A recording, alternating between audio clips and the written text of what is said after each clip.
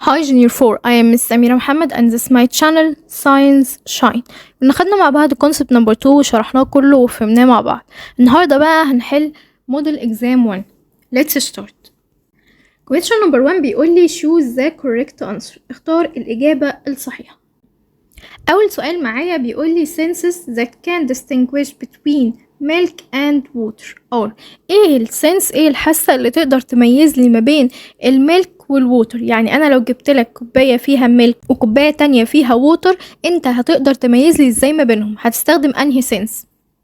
بيقول لي اول حاجه التيست اند سايت، التذوق والرؤيه. حد هيقول لي يا مس انا اقدر افرق ما بينهم بالتيست، ان انا ادوق كل واحده، صح.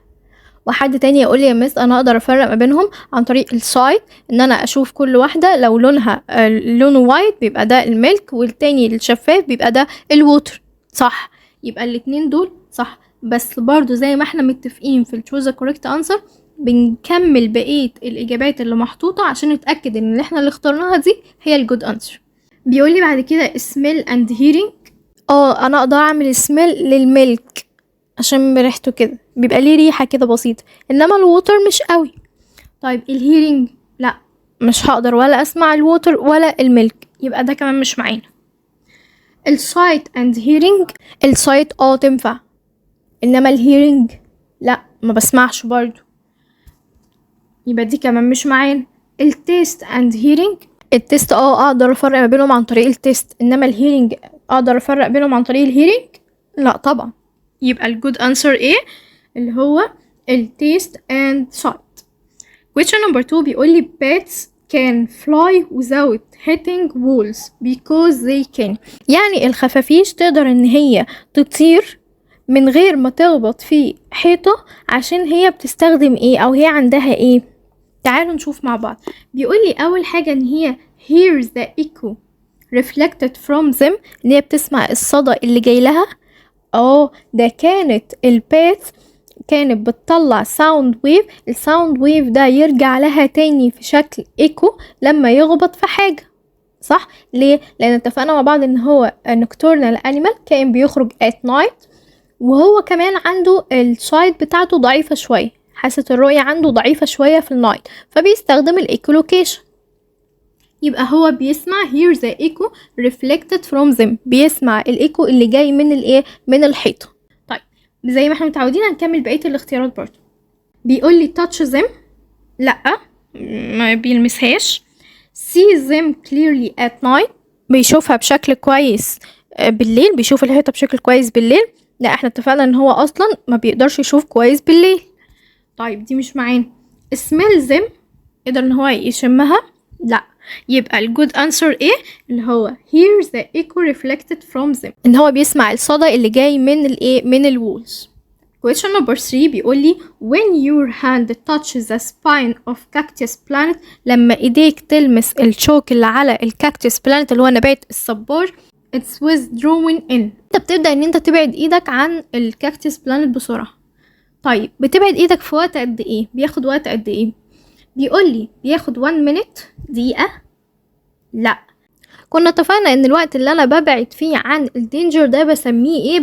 بسميه reaction time، يعني زمن الاستجابة. واتفقنا مع بعض ان reaction time ده كان بيبقى وقته قد ايه؟ 1 minute؟ لا. طيب 2 minute؟ لا برضو. more than 1 hour؟ ازيد من ساعة؟ لا برضو. less than 1 second؟ اقل من الثانية؟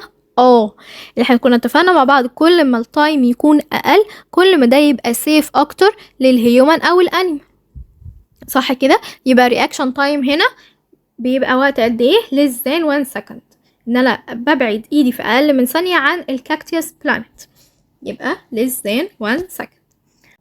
question number 4 بيقول لي brain, nervous and sensory receptors are parts of the nervous system. البرين والنيرفس والسنسوري ريسبتورز دي اجزاء من النيرفس سيستم. ماشي، مالها بقى؟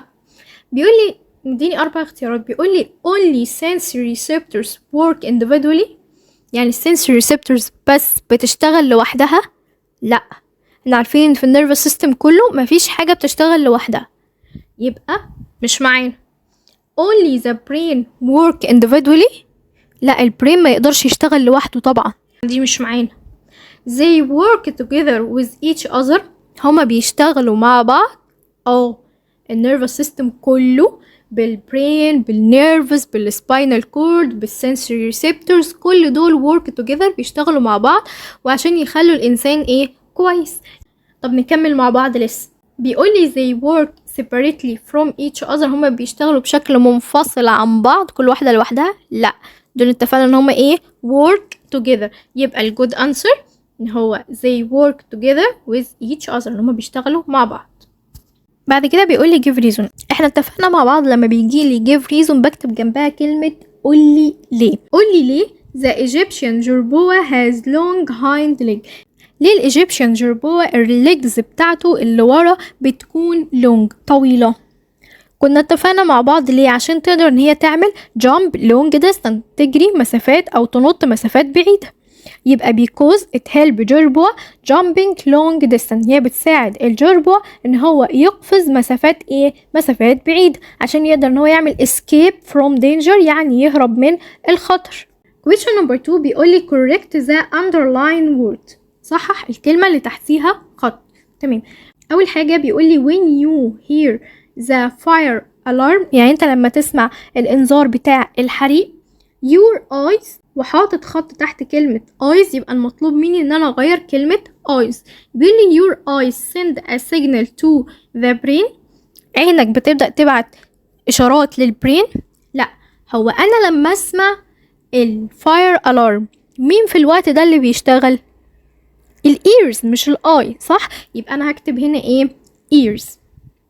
question number 2 بيقولي the spinal cord، وحاطط لي خط تحت كلمة spinal cord، يعني مطلوب مني ان انا اغيرها. is responsible for processing the information coming through ears، يعني هي المسؤولة عن ترجمة المعلومات اللي جاية من الايرز. طيب هي مين اللي كانت بتعمل processing information؟ مين اللي كانت بتفهمني ايه اللي حواليا وايه المعلومات دي؟ كان السباينال كورد؟ لا، امال كان مين؟ البرين. شاطرين، يبقى نكتب هنا brain. question number 3 بيقولي the dogs has sharp sense of smell and taste، وحاطط لي خط تحت كلمة taste، يبقى المطلوب مني ان انا اغيرها. هو الدوجز كان عنده ايه الحاستين القويين اللي كانوا عنده؟ اتفقنا السميل، وايه كمان؟ شاطرين، الهيرنج اللي هو السمع، وده كان بيساعد ان هو يعمل guarding، يعني الحراسة. question number 4 بيقولي the sense of sight، يعني حاسة الرؤية، in pets، في الخفافيش، is stronger than، يعني أقوى من in owls، عن البومة. وحطيت لي خط تحت كلمة stronger، المطلوب مني ان انا اغيرها. طيب هي الباتس كان عندها السنس اوف سايت قوية؟ لا، ده كان السايت بتاعها كان ضعيف، وعشان كده هي بتستخدم الايكولوكيشن، يبقى السايت بتاعها هيبقى ايه؟ weaker than. يعني ايه weaker than؟ يعني اضعف من الاولز. في مشكلة كده؟ يعني هكتب هنا كلمة weaker. question number 2 بيقولي what happens if، يعني ماذا يحدث لو؟ ايه اللي هيحصل لو الأولز اللي هي البومة can't turn their heads in all direction؟ احنا كنا متفقين ان الأولز بتقدر ان هي تلف الهيد بتاعتها in all direction. بيقولي بقى ايه اللي هيحصل لو الأولز ما قدرش ان هو يلف الهيد بتاعته in all direction؟ طبعا في الحالة دي مش هيقدر يشوف البري بتاعته الا في اتجاه واحد بس قدامه، مش هيقدر يشوف البري اللي موجودة وراه، صح الكلام ده؟ يبقى it can't search for prey، مش هتقدر تشوف البري بتاعها in everywhere، في اي مكان. هتشوفه بس فين؟ but in only one direction، هو في اتجاه واحد بس اللي هتقدر تشوف منه البري اللي هو قدامها. تمام كده؟ question number 3 بيقولي write the scientific term of each of the following، يعني اكتب المصطلح العلمي لكل حاجة من دول، يعني اقرأ كل جملة وقول الجملة دي بتعبر عن ايه. question number 1 a living organisms that can fly and depend on the echolocation preparatory to get information about its surrounding in the dark. مين ال living organisms اللي can fly، بيطير وبيعمل echolocation، وبيعتمد على الايكولوكيشن ده ان هو يشوف الحاجات اللي حواليه في الدارك؟ كان مين؟ شاطرين. الباتس اللي هو الخفاش. question number 2 بيقول لي a season in which the humpback whale produced low pitched sound. قال لي في انهي سيزون الهامباك وول كان بيعمل low pitched sound. كنا اتفقنا مع بعض، لو انا نسيت انهي صوت في انهي سيزون كنا بنفتكر ازاي. بنقول ان في الوينتر الووتر بتبقى كولد، بتبقى ساقعة وبيبقى فيها ايس كتير، فبيحتاج high pitched sound يعني صوت عالي عشان تقدر ان هي travel through cold water.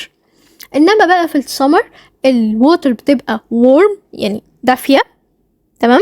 ففي الوقت ده مش بتحتاج high pitched sound، لا ده بتحتاج low pitched sound، صوت ايه هادي، وهتقدر ان هي تعمل travel through warm water عادي مفيش اي مشكلة. يبقى هنا لما بيقول لي انهي سيزون اللي بيكون فيه low pitched sound يبقى فين in summer. question number 3 بيقول لي sense organs that can detect light energy. انهي sense organ اللي بيقدر يحدد لي او يتعرف على اللايت energy؟ اتفقنا مع بعض كان مين؟ الاي. شاطرين.